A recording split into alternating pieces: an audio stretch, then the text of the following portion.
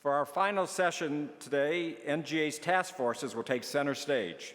Our bipartisan governor-led task forces meet regularly to set our federal priorities under three umbrellas: education, workforce, and community investment, economic development and revitalization, and finally, public health and disaster response.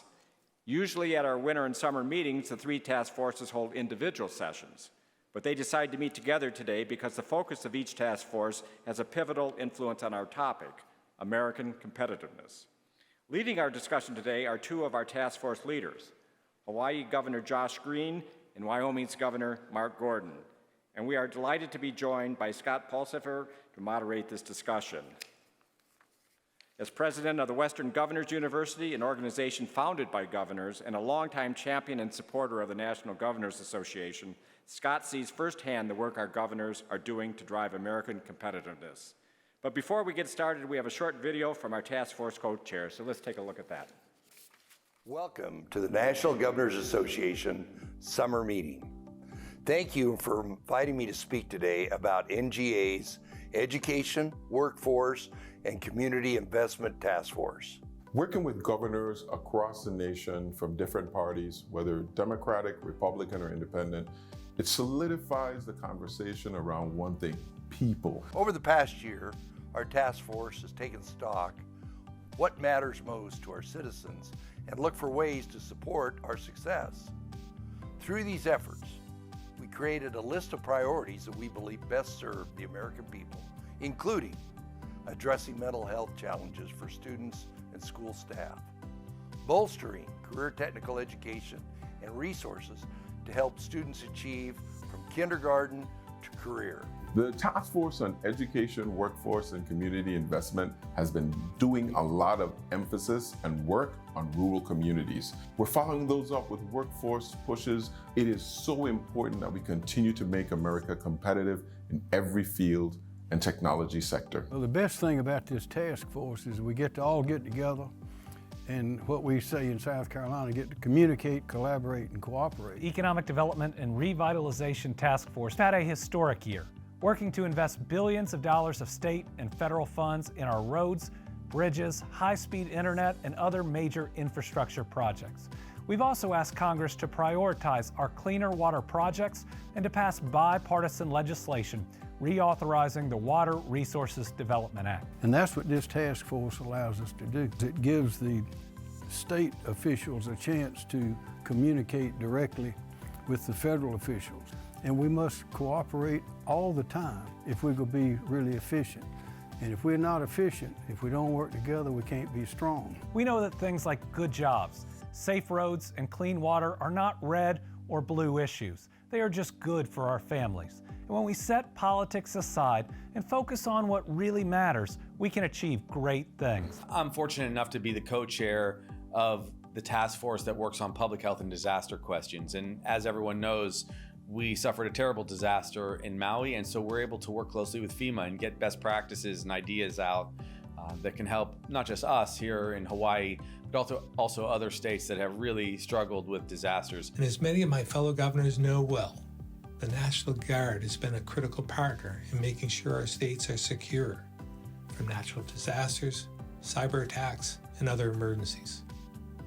So we join together to make sure our states maintain control of our National Guards. Being a governor with so many extraordinary colleagues on both sides of the aisle, Republicans and Democrats, really makes it an extraordinary experience because you get to see different ideologies and work to craft legislation and ideas that will help all people. You know, when you're a governor, you really are representing everyone in a nonpartisan way if you're doing a good job. Now, I know I'm a little biased, but I think it's fair to say some of the best ideas and the best approaches come from the states. So I welcome you and look forward to hearing all the ideas and strategies that come from the NGA Task Force session on driving American competitiveness. Thank you. Thank you so much. Thank you, governors, for joining me up here. Thank you for allowing us the opportunity to talk about one of the most important topics that governors are regularly contributing to, and that is American competitiveness. And I have the opportunity to give a bit of an intro here as we set the conversation up. And It's certainly inspiring to be with all of you and also to hear the governor speak about the importance of collaboration and bipartisanship. WGU owes, in fact, its very existence to that bipartisanship.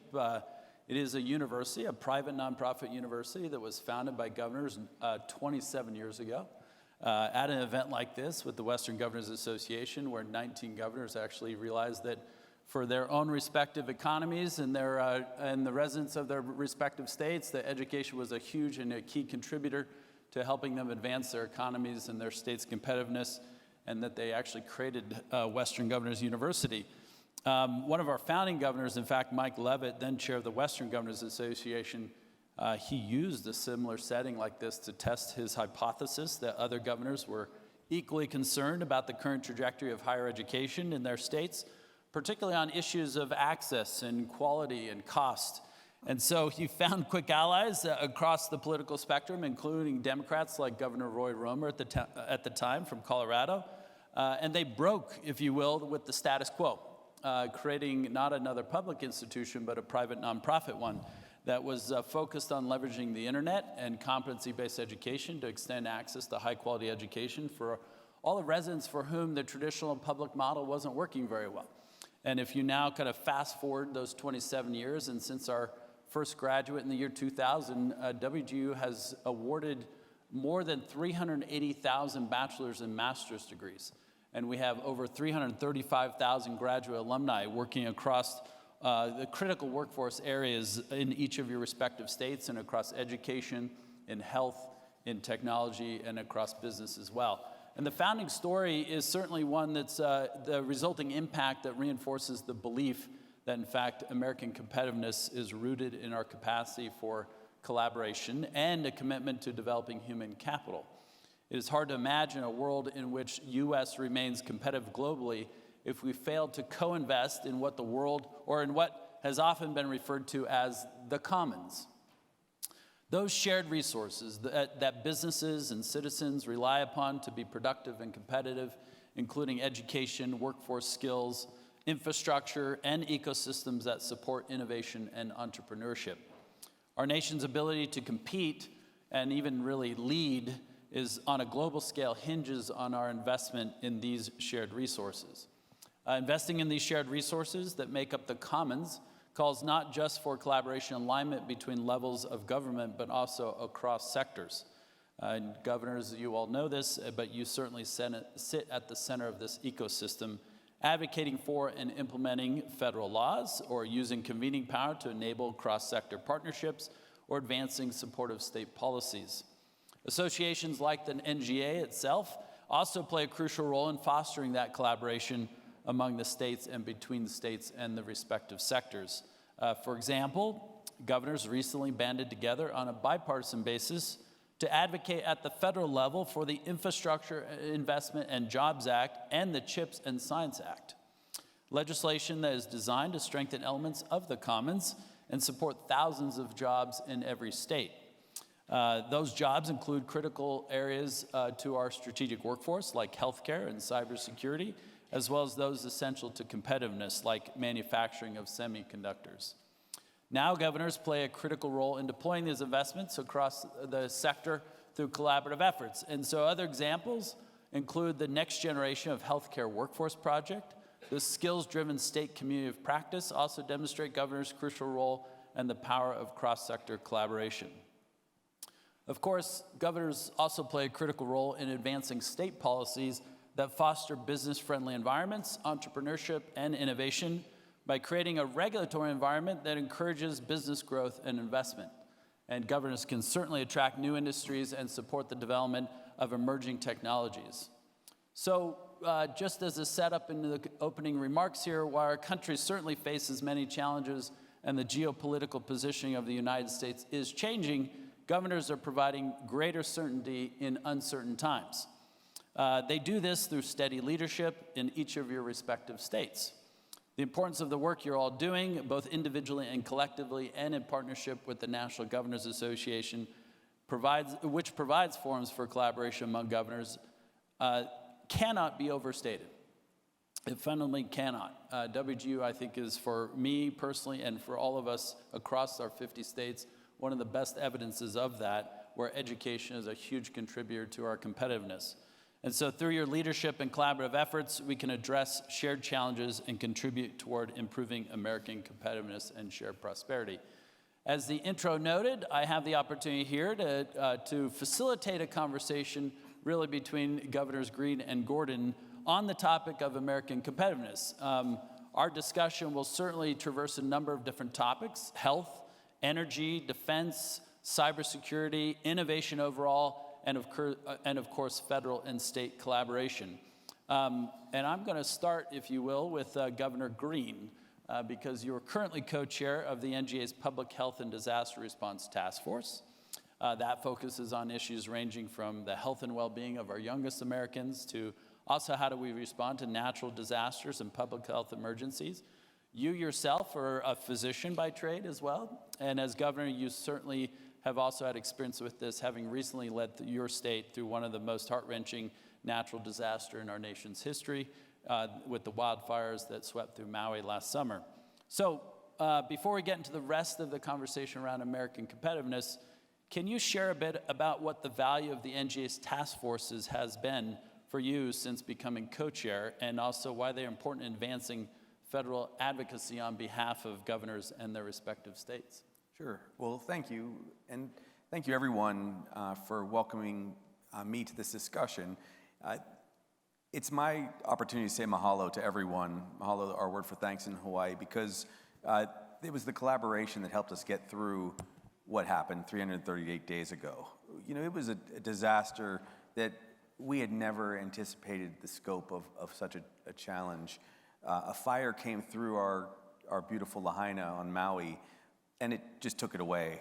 It destroyed 4,000 structures. It took the lives of 102 individuals. It's an $11 billion recovery in front of us. But it was the governors actually that reached out to me first before anyone else. And that's kind of the way the task forces work also, just full collaboration. I swear, I had forgotten he was a Democrat, during those discussions, Gordon, We don't even put a partisan label Please on it. don't say that at home. Just teasing. Honestly, we just simply don't play that game, and this is a reflection, of course, the leadership of our current, our current leadership working together and disagreeing better, but that's the way it is. These colleagues of mine called and said, this is what you can anticipate. I was only 8 months into a governorship when this fire occurred, and it needless to say, took over everything that we're doing. And to be able to hear about better strategies to recover, better strategies to work towards investment, having a wealth of experience, it was just incredibly valuable. And I hope that that's what we do with the task forces going forward. As we always will see a new wave of governors, every 2 years, someone new is coming in. That was a game changer for me as a governor. So I wasn't just grasping at straws. I was able to see the kind of things you have to do with FEMA. Navigating the federal government from afar is difficult for us in Hawaii. From a pure practical standpoint, they're wrapping up shop by the time we're hitting our stride at 10 or 11 in the morning. Difficult to communicate, difficult to know what the expectations should be. So to hear from friends that are governors and to say, this will be in front of you, don't forget to do this, don't forget to ask that question, invaluable. And I'll be forever grateful as a governor because of that collaboration and because of the lessons I got to learn. And subsequently, we have now had this experience where, like I said, are 11 months in. We've removed 93% or so of all the debris already. The mass tort is probably going to be settled within 10 days, it looks like, which is extraordinary. The settlements for people who lost loved ones are already done, and everyone's in housing, the transitional housing, and that was a topic that we talked about at our last meeting altogether. So each and every meeting provides an opportunity to help us be better, I would say, and recover better, and then I'll be honored to share just what our experience was in the out years, because I think that we learned a lot from you guys and are able to take this to the next level. Yeah, I think that's certainly additive to even what we heard in the opening video about how the members of the task force itself, how the governors are contributing to the notion of American competitiveness, that it actually happens at more of a local, regional level. It doesn't happen in some kind of peanut butter spread nationally across that. And this is maybe a question, I think, for both of you, but maybe Governor Gordon, we'll start with you, is that if you consider that idea generally about how governors lead on issues that situate America for global competitiveness, how does that notion of this creating advancing the concept of certainty in uncertain times, how do you think about, like, what are some of the key topics or the key aspects of our economic strength, our energy strength, et cetera? What are some of the things that come to your mind as a governor? Well, I would also echo, thank you very much. And I think this is an important topic and one that it's nice to be in the West. And Governor Cox, thank you very much for leadership. And Governor Polis, it's also been great to work with you. And I think if you look at the West, and this is no slight to our colleagues in the East, but as Josh said, you're kind of out here on your own, and you really have to meet the challenges where they come from. It is clear that if we're going to be continue to be economically competitive, we're going to have to do that with energy. We're going to have to do that across borders, and it really can't be a red or blue situation. In fact, it has been a real pleasure to work with Governor Cox and Governor Polis, and my co-chair, I just stepped down from Western Governors, Michelle Lujan Grisham, 2 Republicans and two Democrats, to really talk about hydrogen and how we can advance hydrogen. We work together a lot on nuclear projects. We're now building a whole new generation of nuclear, small modular nuclear reactors, different technology, hopefully expanding the ability to do different types of manufacturing, make it much cheaper. And so I think when you have neighbors and you work together, you're able to really accomplish things, which, to your point about being able to bring that economic boom and bust cycle into focus, I think both Josh and I were talking earlier, his economy is mostly tourism and mine is mostly energy. We both have the boom and bust cycles. We both need to diversify. If we're going to diversify, we're going to have to take a bunch of product away from both Governor Polis and Governor Cox. No, I'm teasing. But we really, you look regionally at what the value is about building the opportunities here, and it comes back to education, as you've talked about. Yeah, anything that you'd add to that, Governor Green? Again, the competitiveness is right there for us. We can be outcompeted by all kinds of other communities, states, nations, all across the globe. And I remember 2 conversations that really helped me on a recovery and tech standpoint. I had just great advice from Governor Polis right off the bat. I mean, like 2 or 3 days in, he just said, we're here to help, and we did some of these things. We've had a lot of fires, and now that you've had a fire, you're gonna have to recover. You better be ready for that. And I remember a conversation that Governor Stitt and I were part of, and he was leading with some of the White House folks about permitting and how they really wanted to jump forward, but the permitting nightmares were just in front of them. And I didn't really engage that much because I hadn't yet had any time in office. And then all of a sudden we have this fire, and I realized that I'm going to be looking at some major permitting problems if I want to even hope to recover. And so, I just really respect what he had to say at that point. I'm supposed to be a little cautious about over-complimenting my Republican friends. I'm supposed to keep it balanced. But, all of these things really helped us. That was staff advice. That yes, wasn't okay, yes. Right. But those are real things for us, and I'm sure we're going to get to conversations about how America competes with other nations and security questions, and also that leaps off the page from some of the conversations that we've had at the many discussions at NGA. Yeah, I think on that particular last point, I think that's one of the key topics here is even with the federal policy or federal practice, so much of that is actually dependent upon effective state implementation of that. Like we mentioned, like the Infrastructure and Jobs Act or whether CHIPS or other factors in this regard. So let's maybe shift or pivot to the next topic in that regard, and that's about health. This was hinted at in the video itself. Governor Green, as we mentioned, You yourself are a physician. Our country faces a wide range of health-related challenges, whether we're talking about mental health struggles for youth and adolescents, or high rates of diabetes, cancer, other ailments. We heard from President Sass earlier in the morning or early in the day about this. And these all have disparate impacts, especially on many underrepresented communities or minorities. And we know that an alien sick country does not lead to a strong and resilient country. How would you touch on, or can you touch on why, in a broad conversation on American competitiveness, how our health and well-being are so vital to America's success on a global stage? For sure. Well, probably the first and most important credit on mental health should go to the First Lady Murphy, because she and her work over the last couple of years really inspired a lot of us and my wife and our team to look at adolescent health and where people are as they come into our workforce and into their lives. We also, in my family, lost a beautiful cousin, a successful woman, to suicide when she never was able to access enough mental health and behavioral health care. So it's so real for us. I'll share some of our experiences in Hawaii and how it probably will resonate for all of our governors. Well, first of all, health is one of those issues that we all have to focus on. It's certainly never partisan, because any of our people can get sick, and if they're sick, they can't have a good life, they can't thrive in our communities. One of the reasons that Hawaii has tended to have a lot of good rankings in healthcare, it's considered the health state, goes back to 1974, exactly 50 years ago to the month. We passed a bill where it's called the Prepaid Health Act, so everyone gets health insurance if they work at least half-time or more.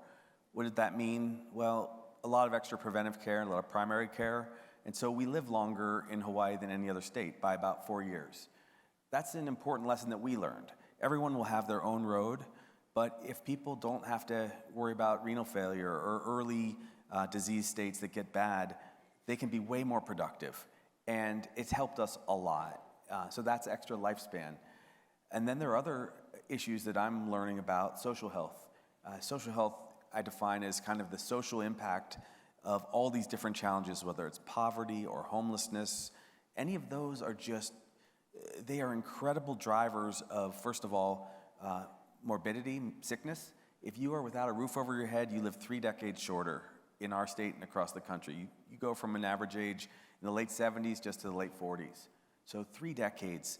And it drives incredible suffering and cost. The average cost of individuals who are unsheltered, and there are about 575,000 such individuals in our country, is very high. The median spend is somewhere around $80,000 per person per year. But when you do some good things, and we are doing what we can aggressively to affect that social health in a positive way, our society really thrives. Costs come way down.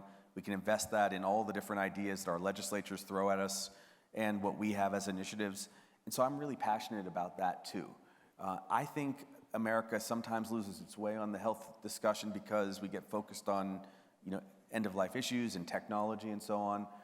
But we really have the capacity to lead much of the rest of the world. And we're grateful in Hawaii to do that. And that's one of the things I like to focus on with our teams. Yeah, that's really, really helpful. Certainly as a Utah myself, I appreciate Governor Cox and the efforts here to actually address the aspects around the impacts of social media on our rising generation and also adult health generally. And certainly the impacts of that was interesting just to see how that was some of the state-led things at a federal level. It wasn't going to happen until states started challenging some of those considerations. The other thing that was notable this morning, too, is talking about vocational identity, the idea that if individuals can't see how they're contributing to the world, their purpose in it, it actually does have real health effects on that, too. And so the more we can also address those is really, really helpful. You have if you don't do that, you will have a depressed society. Yeah. If people don't have a sense of self and a sense of worth. And so as we solve these problems, that's why job programs are really good when you finally get people out of that homeless state or out of their opioid addiction. You have to find a place for them, or else they'll relapse and just go right back to where they were. Yeah. Yeah, this is the first question we ask any prospective student at WGU is that what do you see yourself doing? What is it that you want to do? It isn't about what program or major do you want to have. The first question is always like, what do you see yourself doing? How do you see yourself contributing to the world? And it's a really important question. As we are trying to traverse all these topics, I'm going to go to the next one on energy. Certainly, as we heard even in the green room, Governor Gordon, energy is a huge part of the economy in your great state, and you've described yourself as an all-of-the-above energy leader with a focus on ensuring our hungry power grids continue to be fed. You also just wrapped up your stint as chair of the Western Governors Association, where you led an initiative on the importance of decarbonizing the West. And so the question for you is, how would you elaborate on what it means to be an all-of-the-above energy governor, and how does energy abundance play a critical role in our overall global footing? Well, and thank you for that, Scott. Let me back up for a second, because I think it's a great segue. You know, we talked about how you have to find meaning and worth in your life and what you can accomplish. I'm a huge proponent of NEPA. NEPA was a great law. It was the reason we were able to make the Alaska pipeline work. Now, NEPA over years has sort of been transformed into something that we use to block our opportunities, and that has formed a framework about regulatory stricture that makes it very difficult for us to sort of envision a great future. And yet we live at probably the most exciting time. Think about all the technology. Think about the fact that we have solved the energy issue.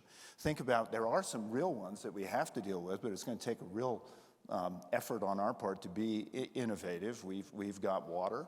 There's a limitation on water. And what we tried to do with the Western governors was look at all the governors' efforts about CO2 in the atmosphere.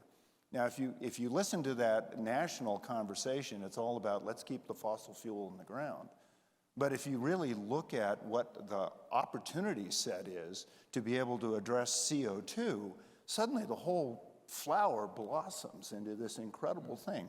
So we looked at, and I've sort of followed along a little bit with Governor Polis's Heat Underneath Our Feet initiative, which was about geothermal, something that Hawaii has a lot of, and we actually have a lot around the West.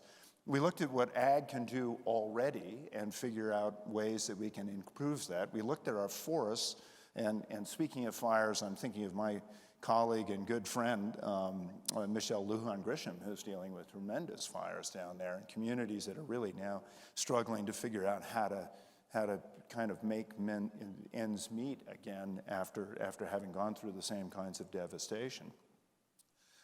And so when you think about all of that, and then you also add to that how much of a digital revolution we have, how much more energy that's going to require for AI, for data storage, et cetera, you suddenly realize if we limit our options and we don't focus on how do we solve the problems at hand, we're really not engaging with the future. Whereas when we talk about how are the ways that we can deal with CO2, whether it be a coastal environment, whether it be an agricultural environment, whether it be carbon capture and sequestration, whether it be some other forms of energy development, we can suddenly start to think about America once again leading globally, being able to export this technology and being able to make a really big difference, as we always have, in the global economy. That's really what we've focused on. And it was fun to start, just to tie it back into the education piece that you did. Right at the beginning of this administration, Governor Lujan Grisham and I bipartisanly called the White House Climate Office, and we basically said, we understand what you're trying to do, but understand, please, that saying that a coal miner now is going to be a coder isn't going to work. The job doesn't pay the same. It's not the same, meaning for them. It's not what they've trained to do. So we need to have an education system that meets people as they're wanting to find new talents and new skills. But we also need to recognize that there is a cultural significance to what we've been doing. And instead of saying to people, you can't do this, we've got to figure out ways to engage people, and I think education is central to this, in how do we evolve into the kind of community that we want to see. Yeah, it's actually fascinating how quickly things have actually changed in the world of energy, and how that's also affecting those educational pathways that are needed to create that workforce that's aligned with it. But it's also just considering how you talk about, it's not just about the production of energy or electricity. It's also about the transmission of it and the consumption of it. And particularly you hinted at the fact that AI itself, I just remember like it was only 5-6 years ago when blockchain or Bitcoin mining was consuming a ridiculous amount of processing power and energy. And there were whole communities that were set up along the Columbia River in the state of Washington, et cetera, just to consume low-cost power. But then all of a sudden AI hits, and I think the estimate is roughly to answer one question to ChatGPT takes as much as the full day's battery power of your iPhone. Sure. And that's one question. You're like, oh my goodness. And so now you see the consumption patterns of electricity and energy is changing so quickly. So what has to happen in transmission and that? And then what's the talent that you need to advance all that innovation that's needed in all three domains? No, that's absolutely true. But, Governor Stitt and I have often remarked on how this conversation about how we're going to power the nation has got to be an honest conversation. Yeah. If you're going to say that a certain type of energy generation is completely expense-free, well, and yet that requires more transmission, whole new configurations on how the grid works, et cetera, et cetera. Those costs have to be in too. We've got to consider all the externalities and social costs, including land mass, to balance it. And that's why I say it's a complex problem. But if we really focus on solving the problem as opposed to an ideological front, we actually have an exciting future where we can make a huge difference globally. Yeah, please. Well, I think we're going to need each other too. I know that's a love-in right now between Democrats and Republicans in this room, but it's also very real. For example, I have a constitutional prohibition on doing nuclear power, okay? Not a problem that you guys have. And we also don't have land. I had to go, kind of out of a comfort zone for the state and say, guys, we can no longer take things off the table. In this case, the discussion was about LNG for my state, which was a very dangerous thing to say in our state because everyone has been so committed, say, exclusively to solar and wind and a little geothermal. And I had to say, we have to work with the military to do more geothermal. That was culturally taboo for quite some time when you consider the position and perspective of the Hawaiian community. But as people see the value to help families, they're more open-minded. And I don't know exactly how we as a pretty isolated state in the Pacific will be able to navigate some of these questions, but I could easily see with the explosion of AI that new partnerships will be formed between many states all across our country. So maybe one state will have a very significant and safe nuclear footprint, and others will benefit from some of the hubs and the cities that are obviously going to have a lot more people in consuming it. And I think it's going to create a very collaborative dynamic. Yeah.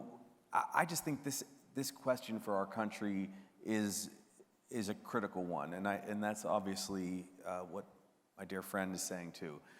We also have very high costs of energy in our state, and affordability is our biggest problem. So when I raised the question of less expensive bridge energy sources, people started to say, yeah, maybe I would make that trade-off as a bridge if it meant my kids could stay and live in the state near us. So these are very human questions too, but it's nice to see the governors able to collaborate through all this process. Yeah. I was a little worried that we'd be too friendly, so I want to bring up the Paniola Trophy. Oh, yeah. Which Wyoming owns right now. See, he's saying that we can't do cowboy stuff, all right? I now own a hat, thank you, Governor Cox. And the truth is, this is a funny story. Maybe people should hear this because it's not quite so eggheadish. We had a lot of... I'm not calling you an egghead. You're a professor. I'm not actually a professor, so I'm just administrator. Oh, I take it back then. So, yeah. So, yes. So we had a lot of cowboys, emigrate to Hawaii and set up shop. And there's this culture, it's called Paniolos. And so you have a lot of Hawaiians who, on the neighbor islands, especially the big island of Hawaii, do a ton of ranching. And it's a special part of the culture. Yes, I think we have had some great competitions. It's hard to compete with Wyoming in this space. But it's another really interesting part of all of our history as we Americans move about. And you know, I just love it. I love it when we have those kind of surprise parts of our culture out in Hawaii. Yeah. I'd certainly concur with that. Having myself lived in 8 different states, it's always fun to find the things that actually make us more alike than different, and then really celebrate the different things that you experience in each state. Last question for us up here before I'll turn to some of our fellow governors here. And this is really about defense and security more broadly. Certainly Governor Green, besides being a lovely vacation destination, we were talking about that as my wife and I will be there later this fall. You're also home to the Department of Defense's U.S. Indo-Pacific Command. You're between Hawaii's military assets and the geographical proximity to China, People's Republic of Korea. You certainly are kind of, if you will, at the Pacific frontier or the Pacific's frontier, and that includes matters of cyberspace. So with the growing prevalence of cybersecurity threats, be it from China, North Korea, other state adversarial actors, what's been your experience in countering those efforts, and how do you prioritize and integrate cybersecurity within your overall strategy as governor?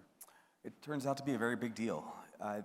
Again, Hawaii has this reputation of being basically paradise and a place to go visit, which it is. It is all of those things and more. And then when you kind of pull back the curtain, you realize that 10% of our whole population is military, and that's got, of course, incredible historical underpinnings dating back to World War II and the attack at Pearl Harbor. There's also more, I'm told, more stars or generals and admirals in Hawaii than any other state or area except for DC, because we're tasked with the management of the Indo-Pacific. We have had real challenges. We had challenges during the fire crisis where cybersecurity was breached and misinformation and disinformation were rampant. Very frustrating when we had that, because we were trying to communicate recovery and they were trying to undermine the fabric of our society. That was a big deal. We also, I can share with you, and I think it's been shared with others, we have ships from some other nations that come very close to our shoreline that they can get away with, and they have been doing essentially espionage right off of our shoreline. Again, they're not probably so interested in what's going on at the beach in Hawaii, but they are very interested, obviously, in what we as a nation are considering the threats, how we view the People's Republic of China and what their potential future actions towards Taiwan may be. We had South Korea's president over in Hawaii for the last 48 hours meeting with our leadership, our military leadership. So it's a very big deal for us.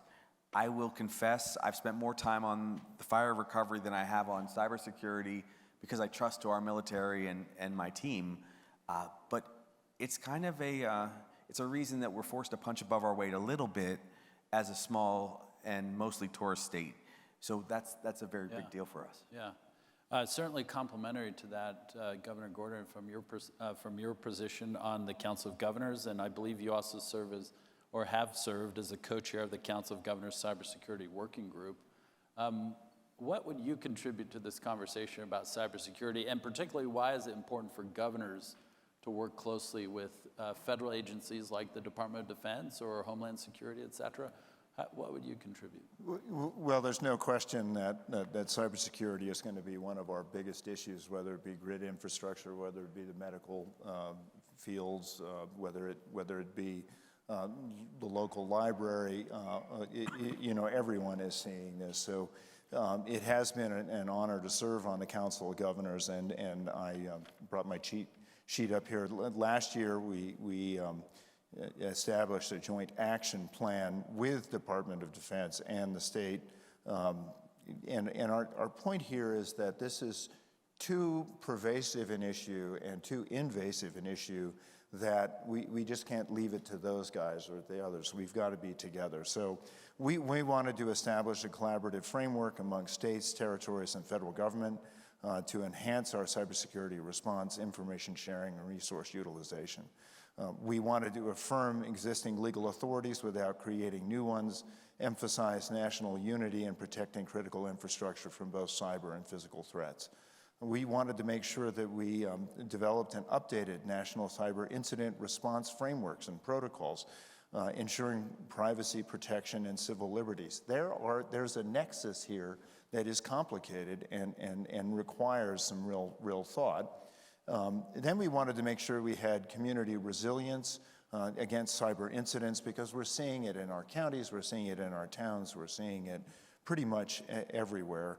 And our ability to be resilient to those kinds of threats is absolutely critical. And I see my good co-chair of the current Council of Governors, Governor Healy, who has been absolutely astounding as we've begun to address artificial intelligence and generative aspects of that. And what really is clear is that we have all these different agencies, we have all these different states, we have all these different capacities. We don't necessarily have as good a communication as we should, and we need to be able to share that information across all of our platforms. This is a constantly emerging and engaging kind of challenge. And, you know, I think in the framework of what I was saying earlier, what a great world we live in. What a wonderful group of challenges to really address, and how great it is to be able to bring these assets to bear, to be able to engage with the next generation with education, et cetera, to be able to help frame our country as really a leader, and to be able to help defend against what are going to be increasingly aggressive attacks on us. Please, Governor Green.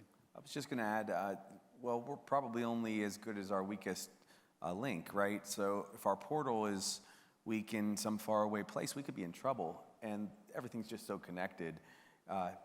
Obviously, we all have suffered attacks and concerns. Our main hospital system got attacked, so that was people's medical records across our state, and also our main newspaper. We only have one primary newspaper.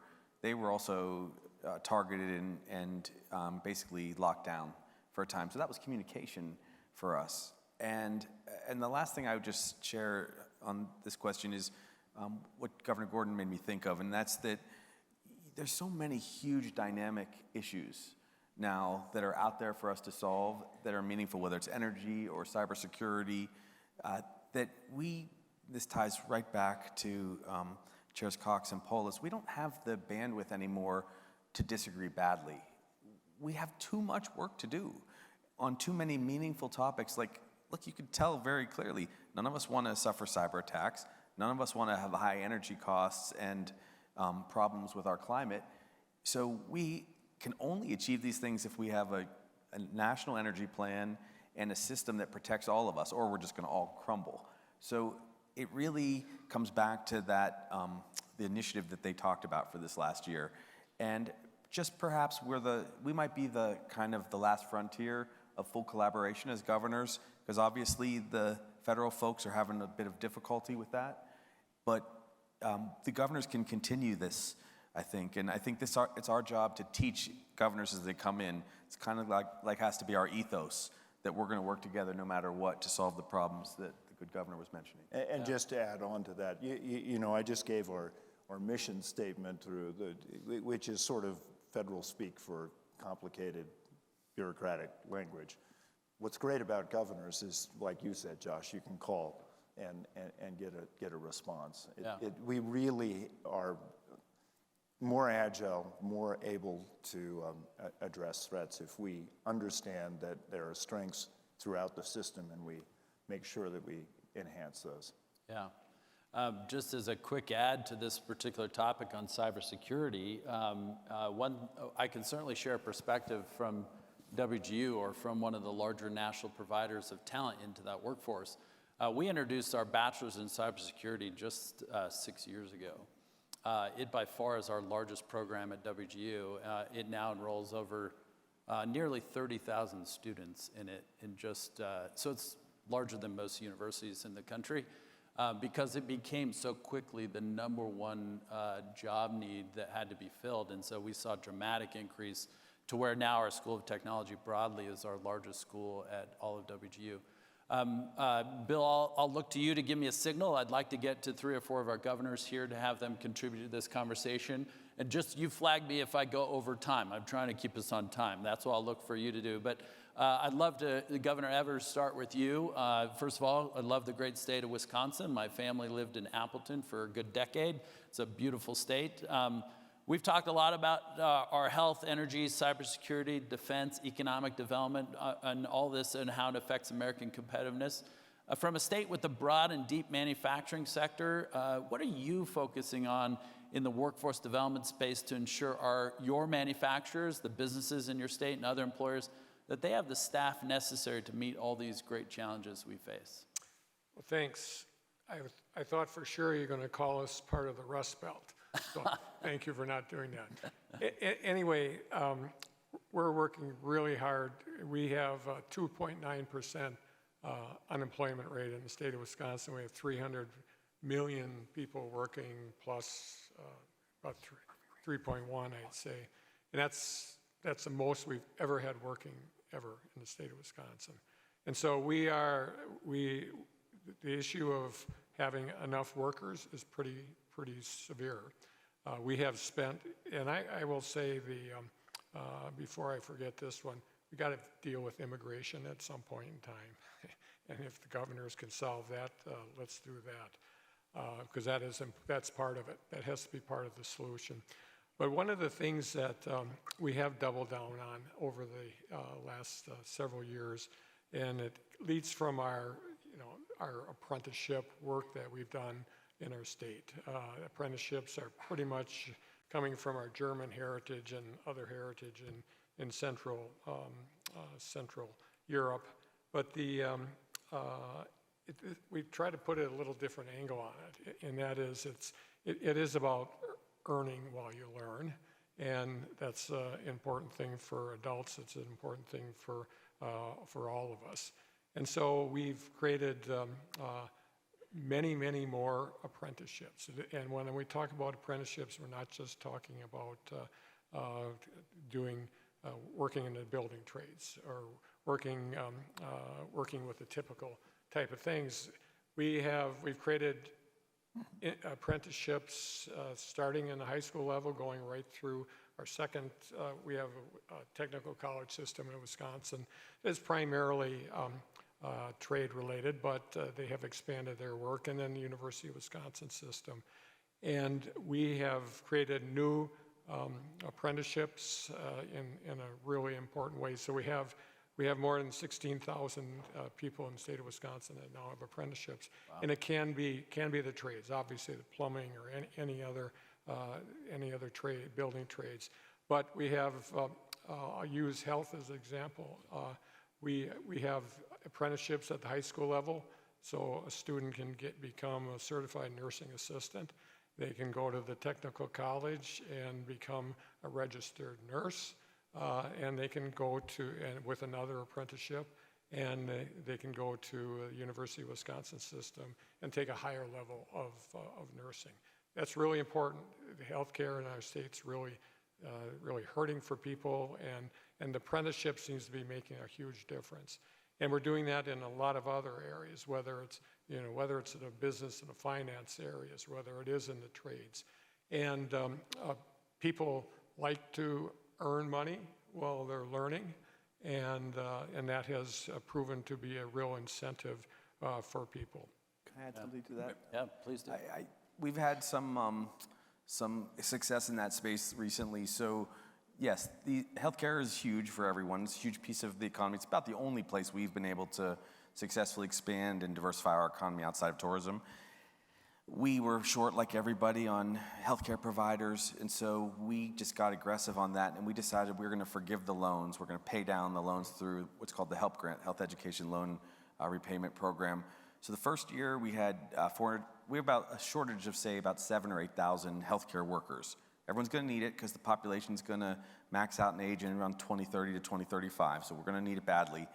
First year we had applications enough to fill our cohort and use all our money, 475. Next year, 500. This year, we leaped now to 2,500 applicants, and we're just going to pay back the debt of social workers, LPNs, any doctor, up to 50 grand per person per year.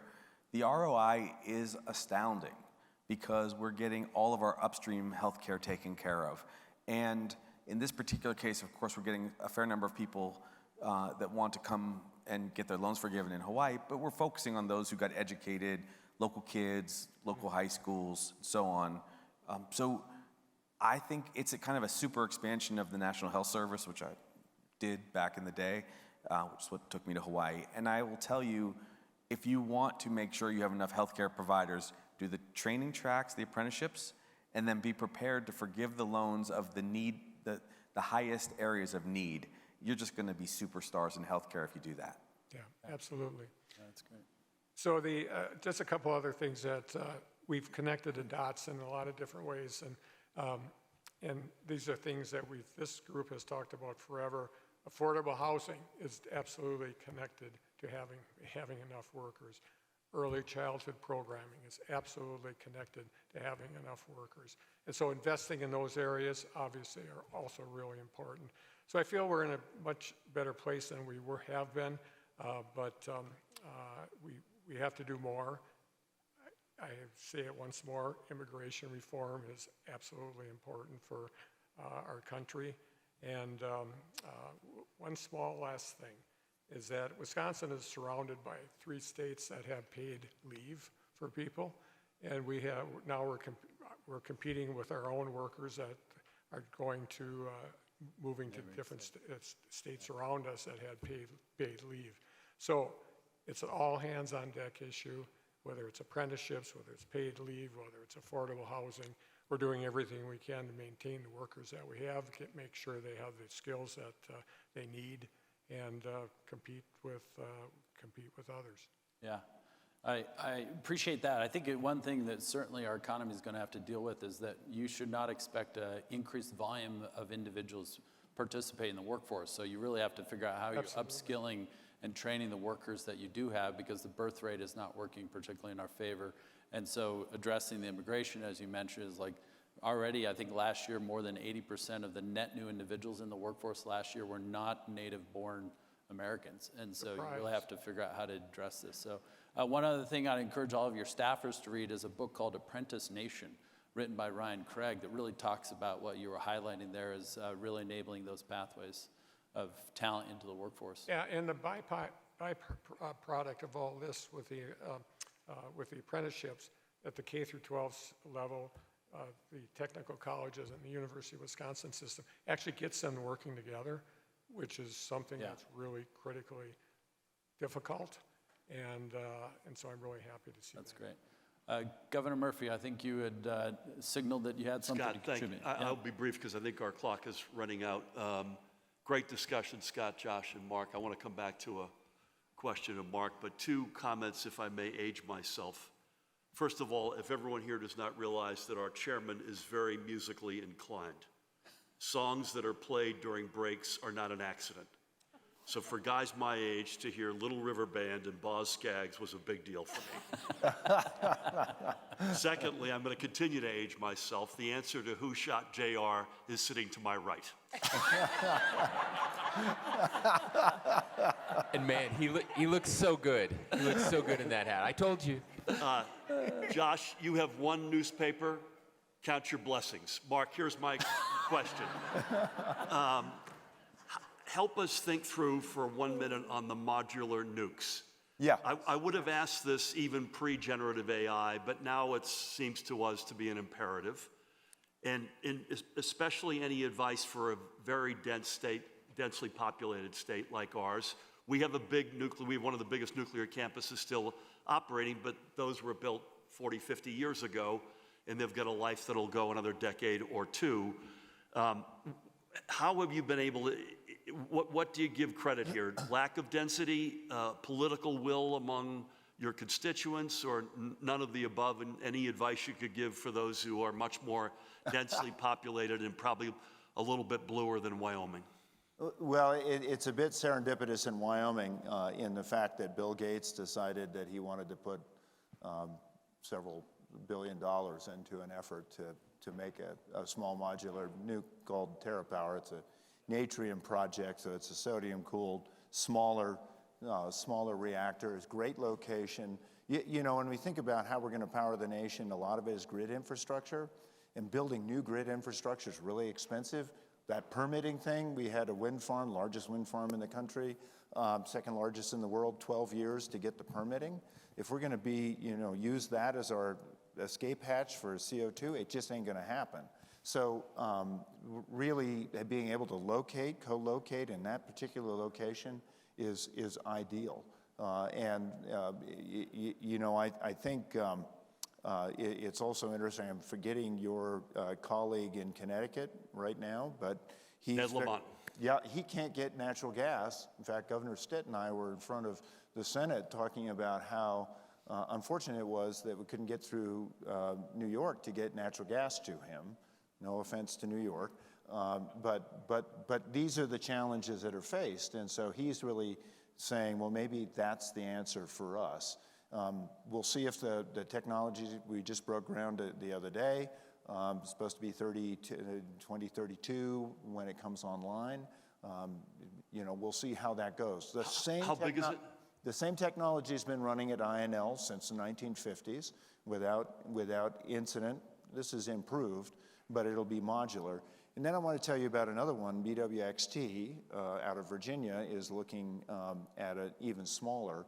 And the business case here is really interesting. If you're an Alaska village that's remote and you rely on a diesel generator at this point, you have to transport the kerosene or diesel one out there. If you can put a micro nuke there and take care of that village, you've got that problem solved. There's obviously waste issues, but these are much more sophisticated, so a lot less generated waste and real opportunities to actually cannibalize some of that old waste to be able to keep new fuel. How large is it, he was asking? How many megawatts is the TerraPower? About 300 megawatts. And it'll take till 2032 because of permitting or actual construction? Well, part of it's permitting. Unfortunately. Forgive me. Okay, so you have DOE, you have BLM, you have NRC. So you have not one, not two, not three, not four, not five, not six, but 7 individual NEPA analysis you have to do. We've got to do better than that in this country. There should be ways that we could share to make that project happen a little quicker. One of the things that we did, something I really insisted on, was that we've got to have domestic sources of uranium. We rely really right now on Russian HALEU, and that's for the 92 plants or so that we have around the country. We all rely on Russian uranium. We had a domestic industry. It is now somewhat outdated. We need to build that back up, but being able to do that can make sure that we have domestic clean energy and power for the future. With that, and just cognizant of our time, I think we'll have to transition to close here, and just giving each of you an opportunity to have any closing comments before I turn it back to Bill. Well, thank you. It's 5 o'clock somewhere.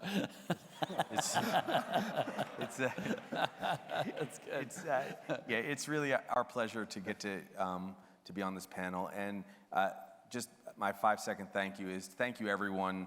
All the governors and all of the corporations that have supported us and all the people that have been traveling to Hawaii to help us heal. It was really a tough go, and you were quite wonderful. So thank you for all of that, in addition to all the wisdom that you've been sharing. Thank you. It certainly is one of the more important conversations I think the governors will continue to stay engaged in. The fact that all these different areas, whether it's in energy or whether it's in health, whether it's in education, town development, whether it's in investing in entrepreneurship and innovation in our manufacturing sectors, et cetera. Like we know how vitally, whether it's in cybersecurity and defense, we know how critical and vital these are to our overall competitiveness on a global stage. But so much of what we like to talk about, I'll just share as maybe a closing kind of mindset that I think is true and has been true for WGU, which is, we were created by states for states. That even while our country has a national economy, so much of it, that actually really happens regionally and locally, because the communities are comprised of different individuals, the natural resources that are available are different, the kind of natural disposition towards certain sectors of economy. It creates such diversity in a national economy such that really having the state level engagement with federal kind of design makes for the best kind of advancement of our American competitiveness. It certainly has been a privilege of all of us at WGU to be a product of that. And thank you, all of you governors, for doing what you've done.